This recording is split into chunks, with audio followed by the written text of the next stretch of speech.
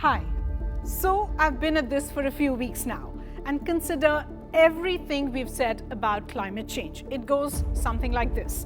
We burn fossil fuels, we produce heat-trapping gases which cause global temperatures to rise. This melts polar ice caps, which cause sea levels to rise, leads to flooding, and so on, right? There's a problem with this line of thinking. It's linear.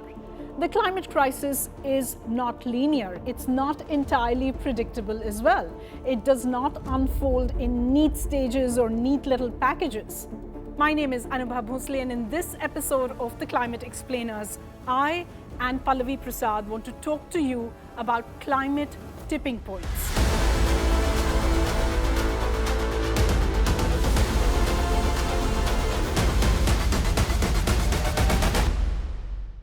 Tipping points or critical points. Every degree of global warming brings us closer to a critical point. Remember that 1.5 degree threshold that scientists keep flagging? Now, it's not as if climate change is going to suddenly happen once we hit that 1.5 degree mark. Small increases in temperature on a daily basis can have consequences, and serious ones at that. For example, as temperatures rise, polar ice caps melt and shrink. This melting causes the ice to turn black, which makes it absorb even more heat and melt faster. Now, scientists believe there will be one day, it may not even be an exceptionally hot day, when the ice melts just a little more and crosses a threshold. It will irreversibly move from a state of permanent ice to a state of water. Now, this is called a climate tipping point. Today, we know of 9 tipping points. These are small climate disruptions that push parts of the Earth into drastic and irreversible transformations. 2 crucial tipping points are the Greenland ice sheet and the West Antarctic ice sheet. Unfortunately, new research is now showing that the Arctic, of which Greenland is a part, has crossed a tipping point of sorts already. Analysis shows that it doesn't matter if emissions decline or slowly continue to rise, the summer Arctic sea ice has melted to an irreversible extent. It may also be too late to save that ecosystem. What else, Pallavi? Another tipping point we know about is the permafrost, a layer of permanently frozen ground in places like Canada, Greenland, and Russia. The vast Amazon rainforest, known as the Earth's lungs, is also at risk. Did you know the Amazon absorbs more carbon dioxide than it releases?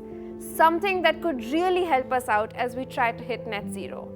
The Amazon also creates up to half of its own rain just from the water evaporating from all the trees.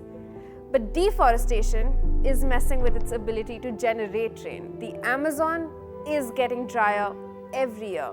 Scientists say there will come a moment, a small increase in temperature or one dry year, which will cause large sections of the forest to die and not grow back. Instead, the rainforest could become a grassland. If and when any of this happens, then even if we reduce emissions, we will not go back to the same planet we have known because of these powerful natural tipping points. Tipping points aren't just environmental. Everything we care about, like agriculture, the economy, it's all interconnected. A slight increase in temperature during the hottest days can lead to health issues, even deaths, as we saw in Europe last year. Droughts and food shortages destabilize societies, even governments. We witnessed this last year in Sri Lanka, where climate change is driving a hunger crisis, an economic crisis, and a political crisis. So natural and social tipping points are interconnected. If ice sheets melt and sea levels rise, coastal cities will be lost, causing people to migrate inland. Now, this is going to lead to demographic stresses and conflicts over resources. But I have to add, these tipping points can be countered through positive tipping points of our very own. Let's take the example of the city of Amsterdam. Cycling as public transport started as an idea which slowly gained such momentum with people and even the government that the entire city was redesigned to permanently move away from cars. And that is a positive tipping point. I'm hoping you're going to think about it, talk about this, and share this video with your friends, family, your entire community. From Pallavi, myself, and the entire team at NDTV, as always, we appreciate all the time and the attention.